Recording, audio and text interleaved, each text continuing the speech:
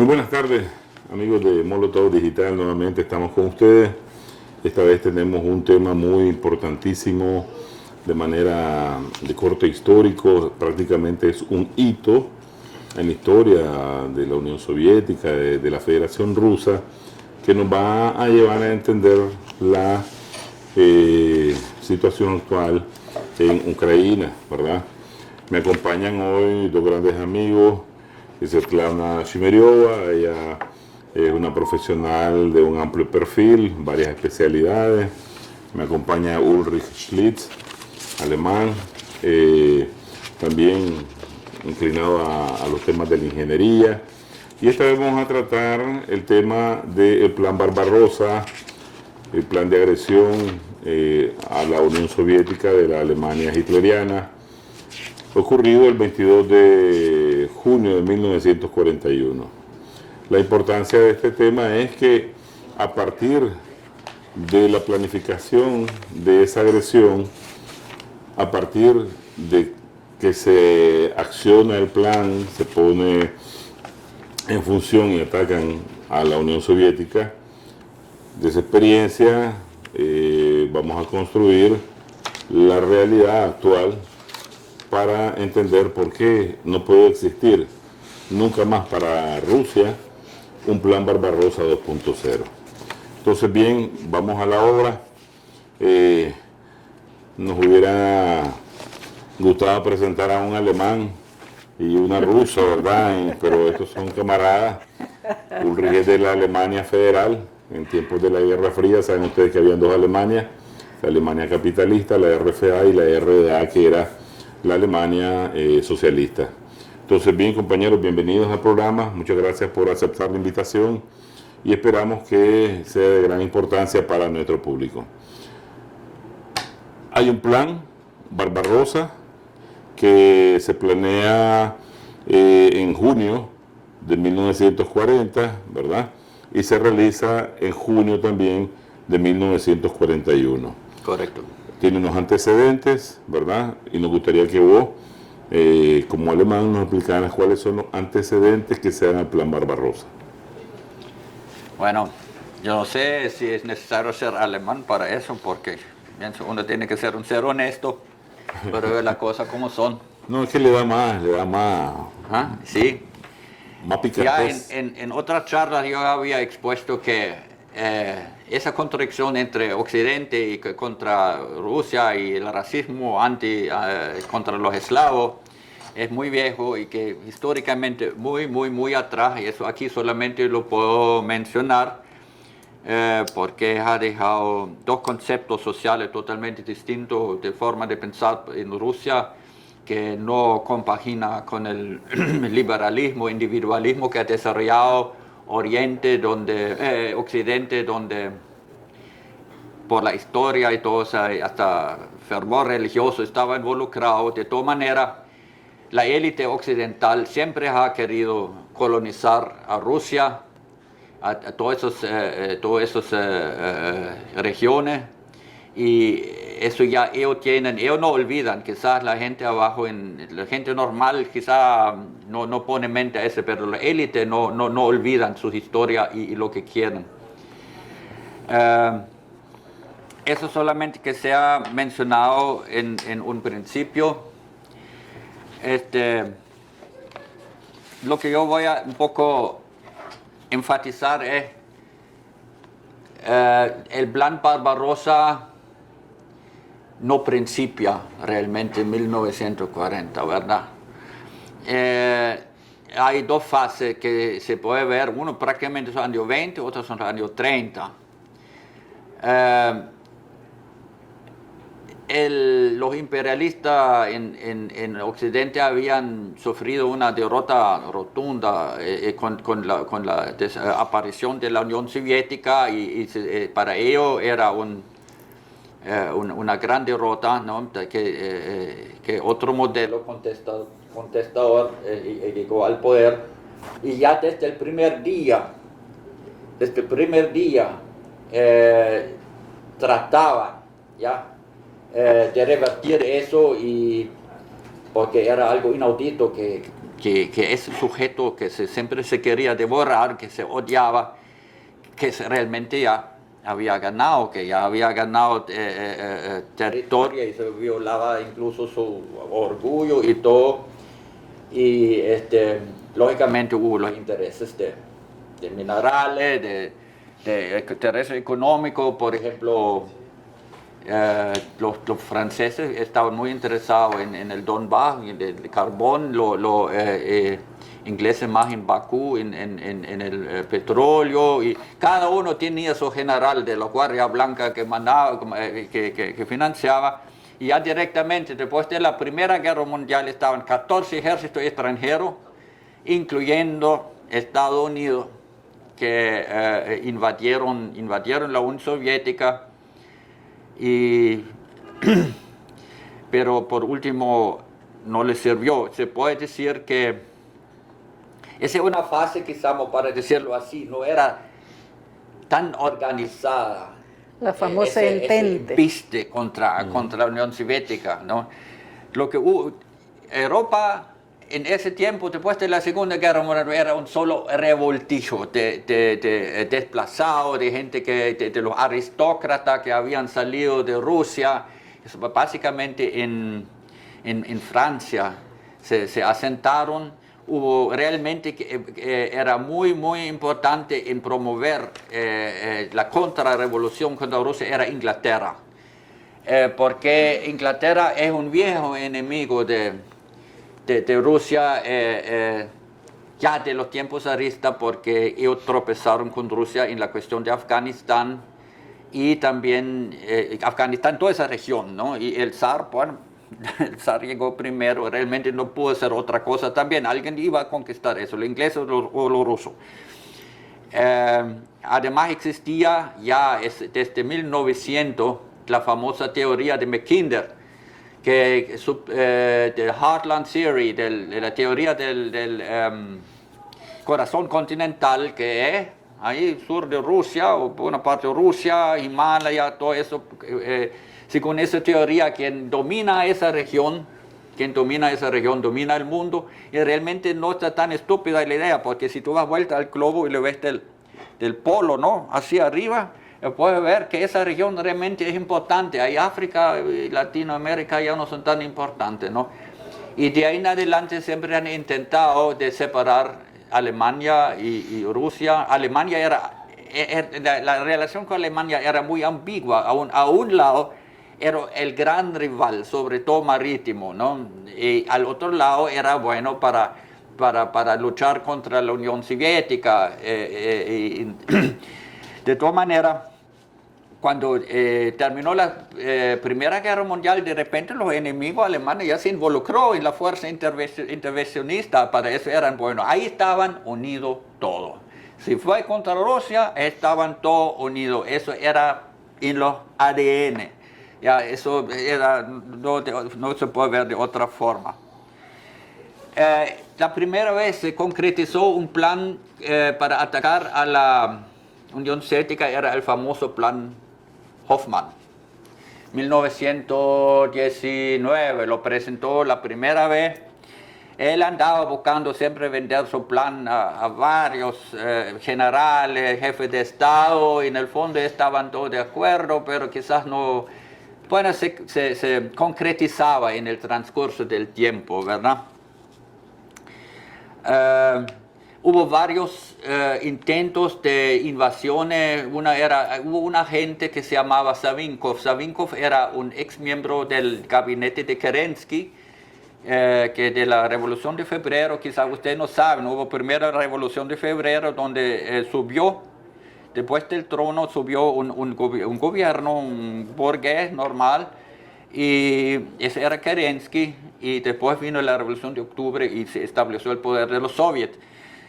Savinkov era una parte del gabinete de Kerensky, pero Savinkov era un terrorista de primero, era un tipo muy elegante, muy educado, de gran capacidad, pero sin escrúpulo alguno, y él conspiraba permanentemente contra la Unión Soviética. Hubo un gran agente, un famoso O'Reilly, que coordinaba toda esa esas conspiraciones buscando cómo fabricar una intervención a la Unión Soviética y no siempre estaban, es decir, no siempre estaban unidos, no así como más tarde. Un grande papel jugó un industrial, se llamaba Deterding, que era de lo que hoy es Shell. En ese tiempo era de holandés-inglés. Él financiaba eso básicamente. Creo era en 1924 ya intentaron una invasión, una insurrección en el Cáucaso, sobre todo también para el petróleo, y esa cosa fracasó y realmente fracasó porque los trabajadores y los campesinos lo combatieron. Es un elemento que la burguesía todavía no manejaba, cómo influir a las masas. Las masas estaban con la revolución y eso no habían conocido eso antes. Los fascistas después eran un poco más astutos en ese sentido. Hubo otra organización, se llamaba Torkprom. Torkprom estaba en París, era todo una aglomeración de reaccionarios, de los desplazados de Rusia, aristócratas básicamente, que financiaban a toda clase de acciones contra la Unión Soviética. Se le dio cuenta por ello porque ellos falsificaban billetes y eso fue detectado en Alemania. No hubo un grande juicio de Cherwonszen proceso. Pero después se dieron cuenta que es una cosa que entonces lo dejaron desaparecer y todos salieron libres, ¿no? Eran de su clase, pues no podían ser criminales. Sí, ese Savinkov lo agarraron y él confesó todo. Era una derrota rotunda, ¿no? Sobre todo de los ingleses, ¿no? Y mientras tanto estaban el plan Hoffmann y se había también con Savinkov acumulado algunos 30.000 tropas en Polonia para invadir. Ese era en tiempo de Savinkov. Y bueno, eso es lo que fracasó en el Cáucaso, pero más tarde la misma Torkprom financiaba 100.000 soldados que estaban en Polonia. Polonia siempre adelante en esa cosa, como eso ya tiene tradición, historia y siempre son lo mismo. Otro ADN. Sí, exactamente, otro ADN. Y esa cosa simplemente murió porque vino la crisis económica y no se pudo. eso ya no tenían aire para hacerlo y se murió esa cosa porque eran una cosa obsoleta. Pero hay que entender toda esa herencia de ese espuma reaccionario que hubo ahí. Recogió era el partido nazi, era el heredor de toda esa amalgama de ultra reaccionario, de contrarrevolucionario, y una persona era muy importante que famosa, se llamaba Alfred Rosenberg. Era un fanático antisemita y antibolchevista y un tipo totalmente fanático, y él hizo el conecte. Y eso todo nutría también al movimiento fascista en Alemania, ¿verdad? Y Alemania prácticamente se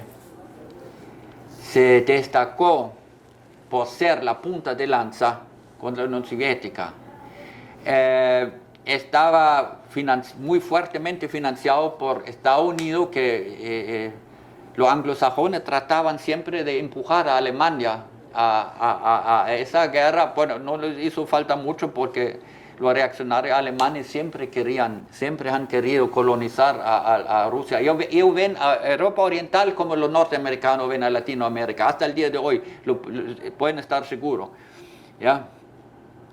Entonces, con algunos industriales también en Alemania, Arnold Rosenberg, y lo tiene aquí en Managua, Siemens, Höchst, todo eso financiaban eso, pues Messer, ahí lo tiene. Ya. Entonces se desarrolló toda esa idea fue cada vez más concreta, iba el famoso memorándum de Tanaka en Japón. Los japoneses habían sido muy activos también para atacar a la Unión Soviética. Y Tanaka era un general y invadió Manchuria. Mussolini, el padre ideológico del fascismo, ¿no? En Italia, a 1935, invadió Abisinia. Hubo la guerra de antifascista en España, 1936-39. Es quizás muy importante de ver eso. Eso es una cosa que se ha olvidado, donde la República Española luchó contra los fascistas, falangistas que se habían bajo Franco, pero Francisco Franco, y eso era también una cosa del proletariado internacional que realmente vino para apoyar. Y aquí incluso en Nicaragua tuvimos una brigada Abraham Lincoln en los años 80, que era una vieja brigada de España, de los norteamericanos que han peleado en España junto a los nuestros, a la brigada Tellman, y lo había encontrado en Alemania también, pues, y todavía hay una página en Facebook, ahí todo están publicando todavía, ¿no? Ok, entonces la cosa ya se intensifica más con el pacto de anti-Comintern, con la internacional comunista. La Comintern era de todos los movimientos, Partido Comunista, de la Unión Soviética, y era muy fuerte, ¿verdad? Entonces era el pacto entre Italia, Alemania y Japón. Italia vino por último. Entre tanto, hay que ver eso. ¿Qué papel jugaron Francia, Inglaterra básicamente? La Unión Soviética, ellos siempre apoyaban más o menos abierto o encubierto al fascismo en Alemania o a la industria. Prácticamente Hitler no hubiera puesto ningún tanque en el campo, ni un avión en el aire sin el capital de Estados Unidos, y sobre todo un apoyo técnico que tenía ahí. Entonces ellos jugaron un doble papel. Eso es muy importante porque ellos están de inocentes siempre, ¿verdad? ¿Cómo decir? Bueno, por ejemplo, hay dos ministros exteriores de Inglaterra que jugaron un gran papel, que dijeron una cosa a la Unión Soviética, pero de manera no querían obligarse, y hicieron otra promesa a Alemania, ¿verdad? Y la Unión Soviética siempre trataba de formar un sistema de seguridad colectiva, y ellos se opusieron, y cada uno de ellos hizo un pacto con Hitler. Es increíble. Dicen, bueno, la Unión Soviética se repartió Polonia con Hitler. Es falso totalmente. Era lo último y no le quedó otro, y realmente no se han repartido eso, pero es otra cosa, otra charla aparte. Es muy complicado, ¿no? Realmente la Unión Soviética participó en ninguna repartición de Polonia, pero vamos a dejar eso a un lado. Pero cada uno de esos hizo su pacto mutuo con Hitler, y los polacos incluso eran más bien aliados, hasta que muy poco, hasta que lo asaltaron a ellos. Era un sistema fascista que había robado esa tierra a la Unión Soviética después de la Primera Guerra Mundial. Tenía un sistema totalmente horrible, igual como lo ucraniano hoy con los rusos. Solamente un 7% de esa población era polaca, ¿verdad? No se pudo. Eso creó una situación que todo contra Rusia. Y eso es muy importante. Mira, si yo veo hoy, cuando yo he preparado todo eso, yo me di cuenta, lo que pasa hoy ahorita es realmente asombroso, las paralelas que hay, el mismo bullying. el mismo querer repartir Rusia, bueno, dividirlo en varias partes. Hace poco el Departamento de Estado, creo yo. Cooperación y 17 Seguridad de partes. Europa, ellos alegremente están sentados y La discutiendo. semana pasada, sí. Sí, sí. Hace poco, sí, ese era este mes. ¿Cómo van a repartir Rusia? Exactamente. Ese es vil. Ese es vil. ¿Cómo yo voy a hacer eso? Igualmente, Hitler tenía la idea de dividir a Rusia, la tierra conquistada, en república o en parte socialista, como ellos la llaman. Lo que ellos llamaban su forma fascista de gobernar la cosa con esclavos y todo eso. Ellos llamaban eso socialista. ¿Verdad? Entonces vendieron a Checoslovaquia, regalaron a Hitler Checoslovaquia en 1938 y 1939, y Polonia se negó de ayudar para que las tropas soviéticas pasen para ayudar a Checoslovaquia, y más bien agarró un pedazo de la misma Polonia que se queja tanto, ¿verdad? Y también hubo planes por parte de Inglaterra. Es una cosa muy poco conocida, incluso ya cuando realmente Alemania era enemigo de su amigo, apoyaban a Finlandia, que prácticamente está al otro lado de la barricada, todavía lo apoyaban con un montón de armas y ya alistaban un ejército para invadir por Finlandia a la Unión Soviética. Mientras tanto, estaba siempre en el aire flotando el plan Hoffmann, y creo que es el mismo general Hoffmann que inventó a Ucrania, porque él inventó Ucrania realmente. Y el 1 de septiembre de 1939 asaltaron a Polonia, y en 1940 invadieron a Noruega, Dinamarca, Luxemburgo, Holanda, y Mussolini atacó Francia y Grecia, pero no era muy diestro él, siempre tenía que ayudarle Hitler con eso. Y en 1941 asaltaron la Unión Soviética. Ahora. Bueno, Ulrich, vamos a hacer un stop. Vamos a hacer un stop, vamos a hacer una especie de resumen rápido para nuestros seguidores de Molotov Digital. Hay el triunfo de la revolución bolchevique, hay una renuncia radical de la fuerza capitalista a aceptar ese triunfo de esa revolución, e inmediatamente comienzan a planear prácticamente la destrucción del joven Estado soviético. Esta se iba a realizar en varios ejes: la contrarrevolución, ¿verdad?, rusa en el exterior, con un sinnúmero de organizaciones bien financiadas; luego la intervención extranjera con fuerzas militares de países como Inglaterra, Estados Unidos, Japón, ¿verdad? Y aparece ahí la tesis del general Max Hoffmann, que establece que antes de que la Unión Soviética se convierta en la misma Alemania, decía él, que lo era Rusia para Occidente, debía todo Occidente unificarse y atacar y destruir a la Unión Soviética.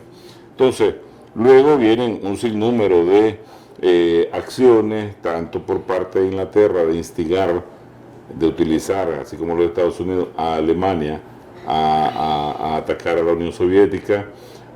Hay políticos a lo interno de Alemania que se prestan a servir de enlace para que reciba Alemania ese financiamiento, ¿verdad?, y levantarse económicamente, militarmente, industrialmente, para poder lograr el ataque.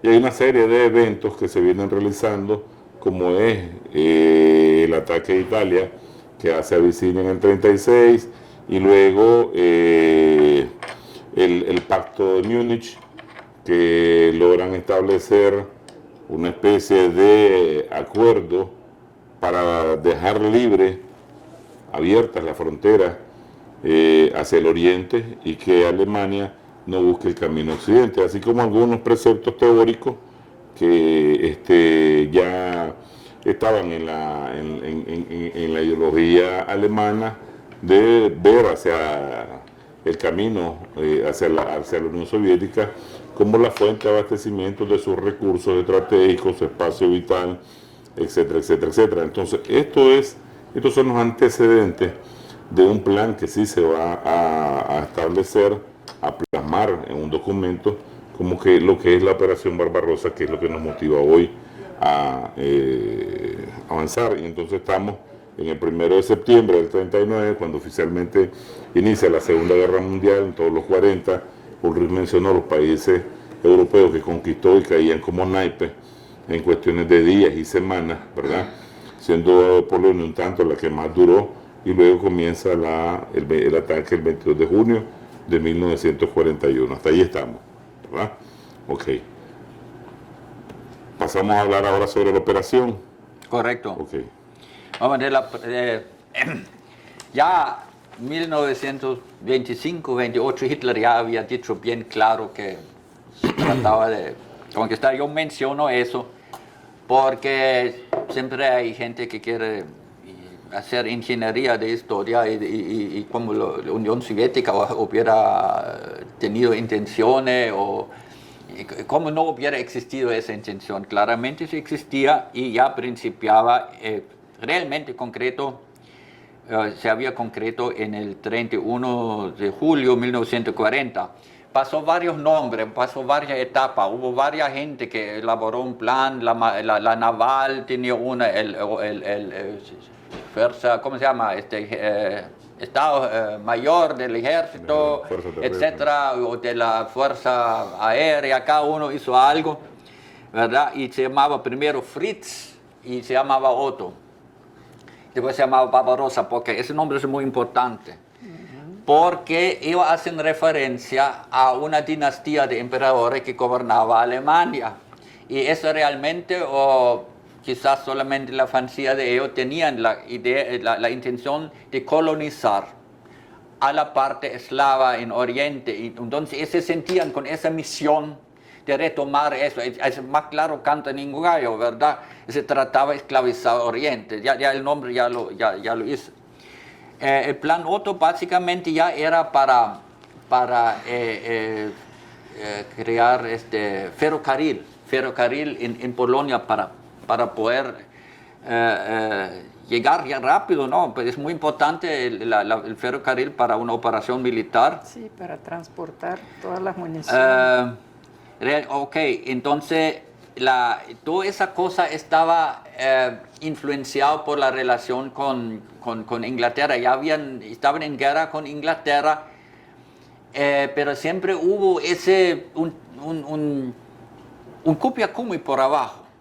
Ya, en realidad, prácticamente revertir la división que había puesto Stalin entre ellos, y todos los planes dependían un poco si se puede ponerse de acuerdo Inglaterra o si la operación Seelöwe, el Seelöwe es una morsa, ¿no?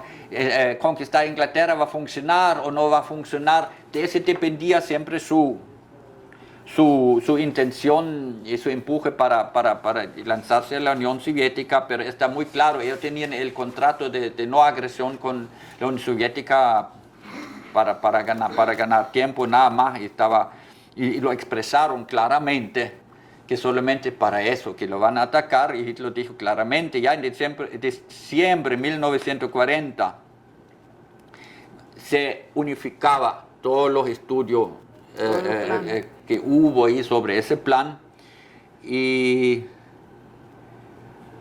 ahí se llamaba ya, creo, Barbarossa. Entonces, la idea era, sí, el 18 de diciembre, ahí hubo el orden Barbarossa, ¿no? Definitivamente, y se establecía que es primero puramente una guerra ideológica y es una guerra racista.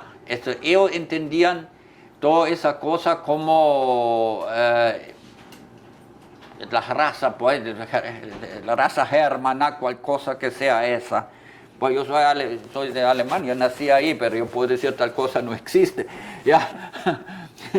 Y la raza eslava, la conspiración judeo-bolchevique, igual como hoy.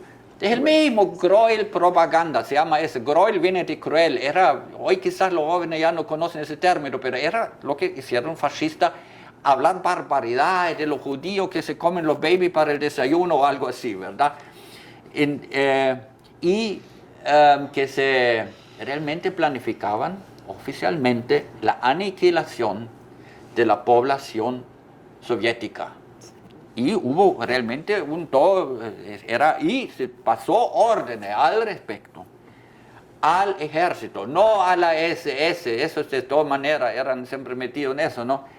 Yo digo eso porque siempre hay esa excusa, solamente era la SS, ¿verdad? Esa tropa élite de los nazis y los malos nazis que hicieron todo eso. Pero la Reichswehr, el ejército es limpio, solamente era soldado. No es cierto. Yo incluso tenían campos de concentración más tarde bajo su comando y todo eso. Era la famosa ideología pueblo sin espacio. Supuestamente los hermanos tenían derecho de conquistar ese espacio y realmente planificaban, estaba en parte del plan de vaciar ese territorio y ahí germanizarlo y hacerlo en varios territorios, así como ya lo había explicado, como hoy también los atlantistas hoy planifican lo mismo. La Segunda Guerra Mundial nunca terminó realmente, ¿verdad? Primero redujeron el ejército un poco para tener mano de obra, para el armamentismo, pero muy rápido ya cambiaron eso, pues ya iban a atacar, que se llamaba eso, Walter von Brauchitsch, era un general mariscal del campo, algo así, ya en el otoño de octubre, en 1940, pero los otros generales convencieron a Hitler que eso era muy temprano y realmente el objetivo es para controlar Ucrania, los estados bálticos y Finlandia, para tener eso bajo control alemán. Ellos dicen, bueno, la Unión Soviética solamente tiene 50 hasta 75 divisiones buenas, lo que siempre significa eso, no sé, con algunos 80 o 100 lo podemos ganar, y la idea era hacer del sur y del norte una cosa pinza, sí. ¿Ya? Una pinza para realmente vencer a la Unión Soviética y realmente, sí, cuando ellos hicieron su última, eso es una cosa también sí que hay que mencionar, porque es muy importante también por lo que pasó después de la guerra.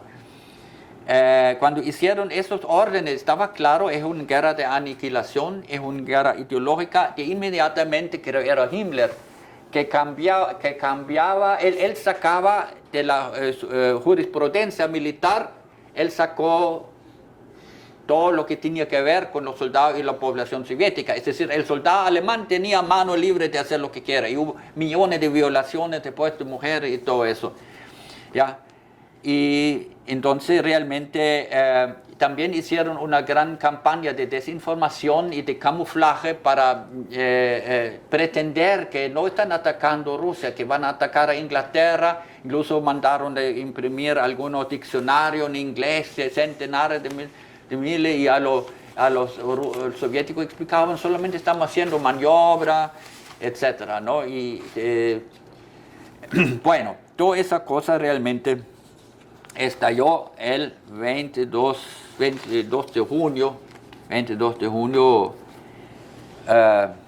1940. Ahora, sobre los números de la Segunda Guerra Mundial es muy difícil, varían mucho. Hay que decir también, en Occidente se apoyan ciegamente en los reportes de la Wehrmacht, también sobre prisioneros y todo. Solamente son estimaciones. De todas maneras, Alemania era superior en el principio, era superior en soldados. Tenía la Unión Soviética tenía más tanques, pero no tenían el personal y no podían ponerlo todo en el campo. Por eso estaban muy... Si dicen algunos dicen 11.000, 15.000, mientras los alemanes solamente 3.000, 4.000, pero de los 11.000, 15.000 muy poco llegaron al frente. Lo mismo valía para los aviones y lo mismo valía para todo lo que es artillería y todo eso. La Unión Soviética no estaba preparada para esa guerra. La Unión Soviética siempre trataba de no provocar a Alemania, de buscar que quizás un año más aguantamos, porque si eso hubiera pasado en el año 1942, ahí hubiera sido otra cosa, hubiera sido mucho mejor preparado la Unión Soviética, pero prácticamente tenía en ese momento toda Europa estaba contra la Unión Soviética, no era solamente Alemania, estaba Rumanía, estaba Bulgaria, y tenían mucho contingente de otros países, de Francia en su ejército. Y realmente avanzaban primero en varias batallas de, ¿cómo se dice?, encercamiento, pero pasó algo. Hasta entonces el ejército alemán había aplastado todo. Y aunque realmente estaban avanzando, la resistencia soviética era férrea. Vamos a parar aquí. Cuando inicia el plan, ¿cuántos hombres atacan la Unión Soviética? Según tu cifra, ¿cuántos hombres, cuántos soldados atacan? Bueno, hay varios números, ¿no? Aquí hay, de los soldados dicen 4 millones de los alemanes. Ahí están, las cifras están bastante igual, 4.700.000, otros 4.300.000. El Ejército Rojo tenía casi 3 millones, 2.780.000 o 3.289.000. En total, no en la batalla pues, de Barbarossa. Sí, no, eso es lo que tenían en total, claro. Ok. Vamos a llegar hasta aquí porque ahora queremos entrevistar a Svetlana. Hay un antecedente, ¿verdad? Lógico, vamos a decir ideológico, de que la batalla entre el socialismo, el comunismo, el capitalismo y el fascismo tiene que darse, ¿verdad? Una. Dos, hay mucha información que desde los primeros años, tanto vía la correspondencia diplomática, vía los canales secretos, se viene informando a la jefatura soviética de las intenciones, los planes, las concepciones de atacar a la Unión Soviética. Luego se ve como Inglaterra... El ataque principal. Tan así, señores,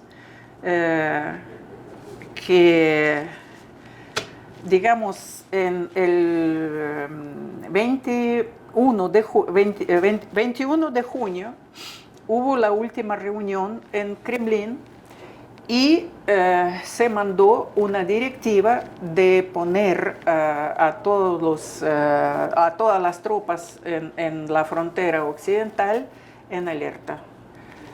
La tercera pregunta que hizo el compañero Stalin a los generales, pues en general, pues oficiales del ejército, era justamente esa: ¿cuándo recibieron ustedes la directiva? ¿Cuándo recibieron la directiva? Claro. ¿Ya? En 1987, el general Filatov, que era redactor general de la revista Historia Militar, trató de publicar estos datos y le prohibieron. ¿Ya? Entonces, hasta ahorita, sí, en este libro escribo, por eso es que el libro se llama así: escribo exclusivamente según mi memoria. Claro. Porque la mayor parte de estas preguntas, estas personas ya contestaron después de que asesinaron a Stalin. Entonces, bueno, ¿qué pasó, digamos, en el frente donde hubo el golpe principal, en el frente de Bielorrusia? Los alemanes atacaron, digamos, por cada kilómetro con de 30 a 50 tanques. Los señores Zhukov y Timoshenko le dejaron al frente occidental, pues al de la dirección Bielorrusia, 3, 4 tanques. ¿Iban a soportar o no iban a soportar?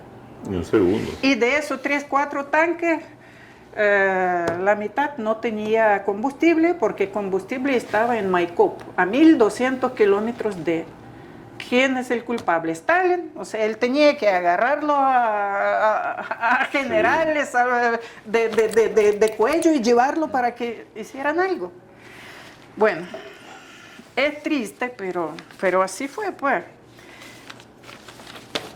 El comandante del ¿cómo se llama?, distrito militar de Bielorrusia, Pavlov, fue juzgado. Primero, a él lo estaban acusando con el artículo 58 del Código Criminal, que es traición a la patria. Pero el mismo Stalin cambió esta, ¿cómo se llama?, clasificación, y lo cambió por el artículo 193, inciso 17, que es negligencia profesional y no cumplir con los deberes de cargo. ¿Por qué?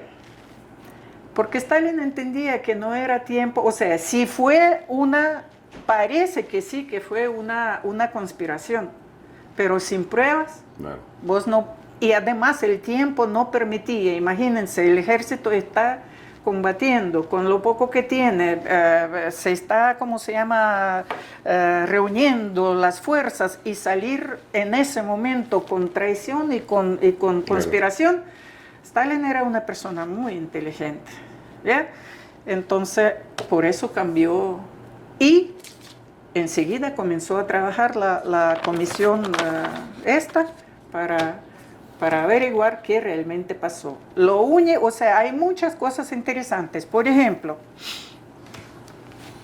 todo lo que sucedió con que estos dos señores priorizaron la dirección de Kiev y la dirección de países bálticos coincidía completamente con lo que escribió en su confesión el general Tukhachevsky cuando estaba en Lubyanka.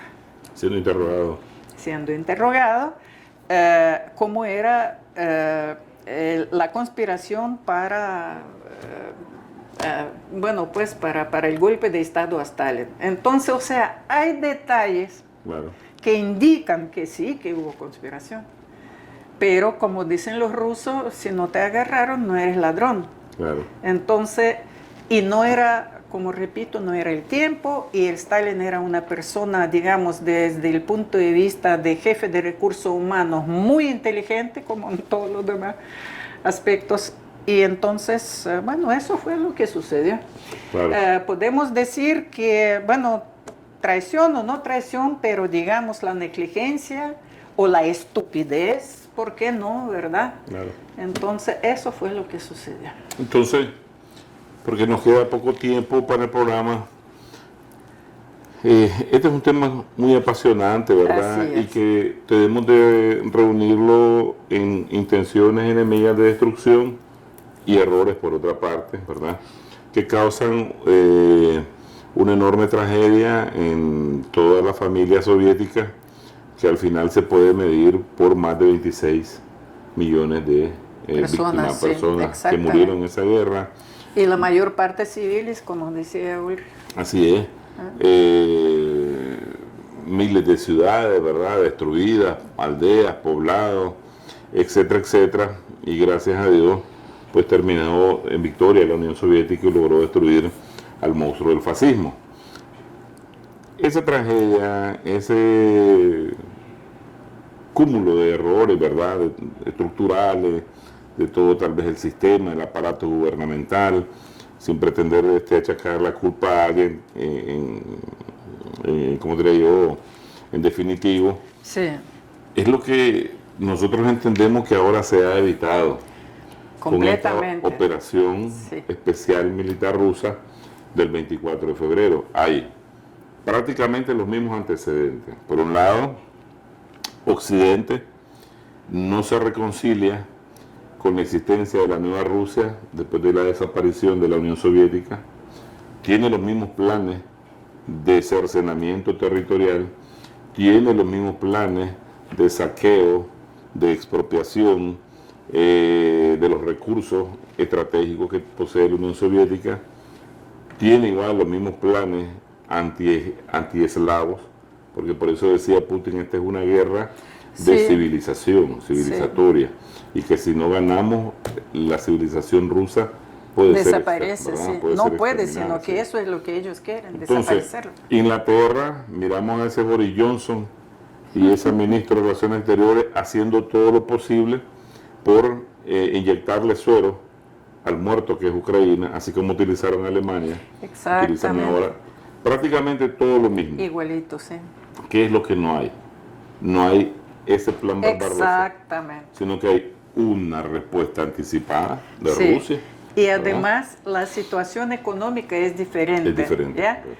Rusia estaba en peor situación económica en 41 y ahora está mejor. Entonces prácticamente Rusia lo que tiene que hacer es esperar y ver cómo cae. Entonces ese inamovilismo, vamos a decir inamovilismo en el proceso de toma de decisión que hubo en el 41 fue superado por la reacción, ¿verdad?, correcta de Rusia de anticiparse a esos planes de la OTAN de ir acercándose hasta la frontera rusa y dar el golpe de sorpresa, nada más que ahora con sistemas nucleares. Exactamente, ¿verdad? sí, exactamente. Un pequeño detalle, Claro. Stalin no es que era que aguantaba y que mientras más tiempo tenía para producir más armas era mejor. Pero el problema de Stalin era que él sabía que no era Hitler, que era todo el Occidente unido como ahorita, en este caso.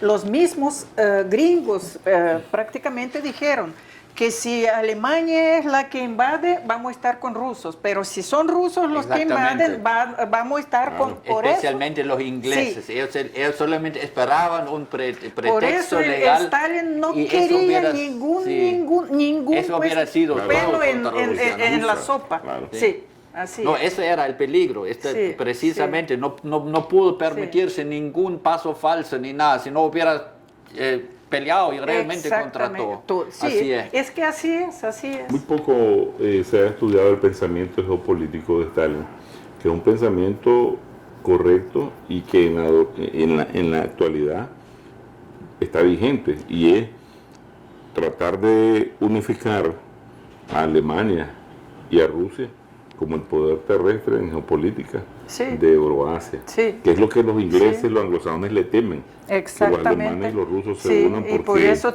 siempre tratan de quiero dividirlos. mencionar las personalidades que hay. Yo no digo que Putin es lo mismo como Stalin, hay una gran diferencia, claro. pero una cosa tienen en común. Ambos han rayado el cuadro del imperialismo occidental profundamente. Stalin hizo que él venció imperialista con manos de imperialista. Y Putin también paró.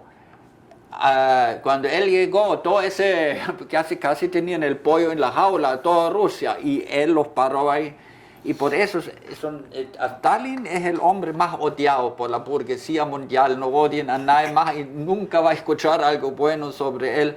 Entonces quiero decir, aquí también es necesario que no se le trague todo lo que dicen los medios oficiales, porque la diferencia del imperialismo en la táctica hoy es que tira la piedra y esconde la mano, ¿ya? Es decir, todo el mundo cree en la operación militar de la guerra principio el 24 de febrero y la gente no habla del otro. Eso antes era más abierto. Hoy buscan como camuflarse, taparse, pero en la esencia es lo mismo, ¿no? Ok. Tu última palabra vamos cerrando ahora. Pues sí, creo que tenemos que despertar que esto no es de ahora, esto es desde siempre, y todos los que abogamos por la construcción de una sociedad justa, porque ellos abogan por la construcción de una sociedad injusta para seguirnos explotando, entonces debemos abrir los ojos, unirnos y oponer no solamente la resistencia, sino que ganar. Claro, contra la esclavitud y el exterminio. Exactamente. Hay que vencer. Muchas gracias, Ulrich. Le agradecemos por haber estado con nosotros. Gracias. Svetlana, Gracias por Pasiva. habernos invitado. Y siempre los esperamos aquí en Molotov Digital para seguir conversando sobre temas también históricos que tienen una enorme connotación en la actual coyuntura internacional. Hasta siempre, hermano.